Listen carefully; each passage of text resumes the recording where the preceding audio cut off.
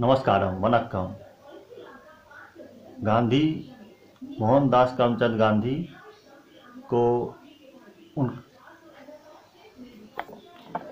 श्रद्धांजलि दी गई तो बहुत सारे लोगों ने इस पर प्रश्न किए कि भारतीय जनता पार्टी से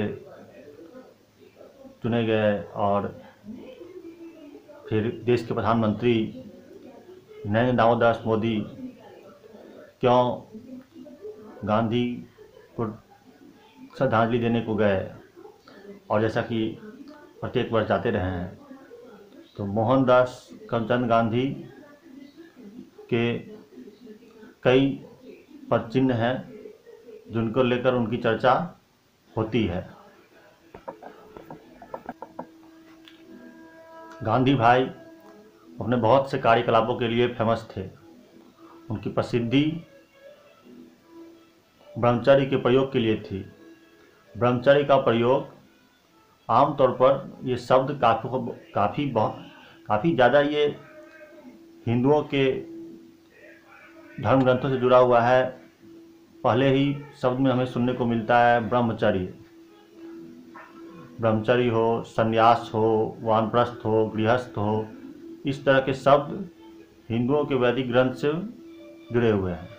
तो ब्रह्मचर्य का प्रयोग, तो क्या आपको लगता है कि गांधी भाई ब्रह्मचर्य का प्रयोग जो करते थे अपने आश्रम में, तो वो उनका अकेले का जीवन होता था या उनके साथ कोई सहयोग देने वाली होती थी जिसके कारण उनका ब्रह्मचर्य का प्रयोग बाकी जो ब्रह्मचर्य का प्रयोग है, ब्रह्मचर्य का जीवन है, उससे अलग था उनका ब्रह्मचर्य का प्रयोग?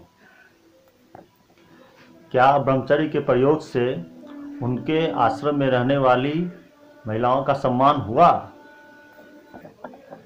गांधी भाई के साथ जो दो महिलाएं उनका सुख दुख बांटने के लिए, उनकी सेवा करने के लिए अक्सर आपको अलग अलग तस्वीरों में मिल जाती हैं, क्या वो उनकी धर्मपत्नी थी, उनकी पुत्री थी? नहीं। उनकी बहू थी? नहीं। तो फिर वो कौन थी? वो दो महिलाएं कौन थी जिनको अक्सर आप उनके साथ देखते हैं? क्या अपनी सेवा के लिए दो पुरुषों को वो अपने साथ नहीं रख सकते थे? सेवा के लिए दो पुरुषों को भी तो अपने साथ रखा जा सकता था, जो उनके स्वास्थ्य को लेकर कोई सेवा हो उसकी चिंता करे, उनका सहयोग करे। तो उन्होंने कोई दो पुरुष ही क्यों नहीं चुने जो उनके साथ सहयोग में देते और उनके साथ कदम ताल चलते हुए उनको आगे बढ़ने में मदद करते? तो जो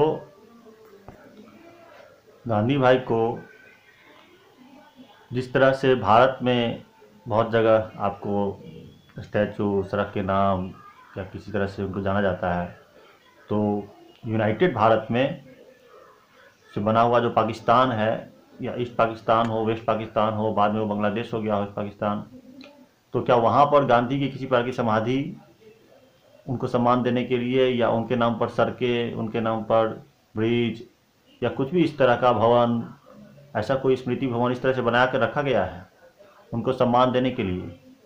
तो क्या पाकिस्तान की आवाम में गांधी के प्रति कोई सम्मान व्यक्त करने के लिए कोई जगह नहीं थी उनके पास? तो क्या सारा सम्मान देने का कार्य उनको भारत के जो बहुसंख्यक है वही थे? गांधी भाई पर एक और प्रश्न उठता है, जब वो अफ्रीका गए तो अफ्रीका में उनकी तस्वीर आती है कि वहाँ पर वो कोट पैंट पहने हुए हैं, उस तरह का वस्त्र धारण किए हुए हैं जहाँ पर बहुत ज़्यादा गर्मी पड़ती है, गर्म प्रदेश है और भारत भी एक गर्म प्रदेश है। तो जब वहाँ पर आप उस तरह के वस्त्र पहन रहे थे तो भारत में आने पर आपने धोती और ऊपर कोई कपड़ा नहीं, उस तरह के कपड़े पहनने के आदी क्यों हो गए, या आपने उस तरह के कपड़े को धारण क्यों किया? तो क्या ये मानसिकता थी कि अफ्रीका के लोगों को अलग तरह से सामने प्रस्तुत हों और भारत में अलग तरह से प्रस्तुत हों? तो क्या सामने वाले के अनुसार वो वस्त्र को बदल लेते थे या अपने जो टारगेट है, एजेंडा है, उसके हिसाब से अपने आप को परिवर्तन कर लेते थे कि वस्त्र भी परिवर्तन कर लो। वस्त्र तो वैसे ही रखने चाहिए, आप अपनी बात रखिए जो आपको पसंद था, या तो वो पसंद रहा होगा तो ब्लेजर, या तो ये धोती कुर्ता पसंद रहा होगा। आखिर इसमें था क्या? और गांधी भाई अगर अंग्रेजों से इतने नफरत करते थे या अंग्रेजों के विरोध में थे तो उन्होंने नाइटहुड की उपाधि क्यों ली? ठीक है, एक बहुत बड़ा दुर्घटना होती है और फिर आप नाइटहुड की उपाधि को लौटाते हैं, लेकिन आपने स्वीकार क्यों किया? आप उनके विरोध में थे ना। जब भी ब्रिटिश सरकार जो मूल रूप से क्रिश्चियनिटी रिलीजन का पालन करती थी, उनसे मिलने को बुलावा आता, वो मिलने आते, तो इस तरह की व्यवस्था होती कि एक रिक्शा है या एक माफा है, उसको 2 लोगों ने कंधे से उठा रखा है, 4 लोगों ने, और फिर गांधी मिलने आ रहे हैं, तो उनको ये बात समझ नहीं आई कि इतनी तकलीफ हो रही है इस आदमी को, मैं पैदल भी टहल के जा सकता हूँ। वो तो सुख भोगने के आदि नहीं थे ना। अगर ये सुख भोगना नहीं है तो क्या है कि 2 व्यक्ति, ठीक है, वो वहाँ काम कर रहे हैं, भारतीय ही हैं या कुछ भी हैं, तो उनके ऊपर पूरा लाद देना कि माफे की तरह आऊँगा और फिर उस पर मिल के जा रहे हैं, तो ब्रिटेन ने इतनी सेवा देने की ज़रूरत क्यों थी उनको? गांधी भाई को अंग्रेज़ों का सर्जन कहा गया। क्यों कहा गया? क्योंकि वर्ल्ड वार में, विश्व युद्ध में भारत की तरफ से सेना ब्रिटेन में, यूनाइटेड ब्रिटेन में या ब्रिटेन की शासन प्रणाली में शामिल होकर विश्व युद्ध में ब्रिटेन की पक्ष से लड़े, यही ना। तो जब अंग्रेज की सेना में शामिल होंगे और आप हिंसा के विरोधी हैं, तो जो सेना में शामिल हो रहे हैं वो फूल माला बनाने के लिए जा रहे हैं क्या? इसलिए जा रहे हैं। वहाँ पर गोली बारूदी होगी ना, वैसी ही जंग होगी ना।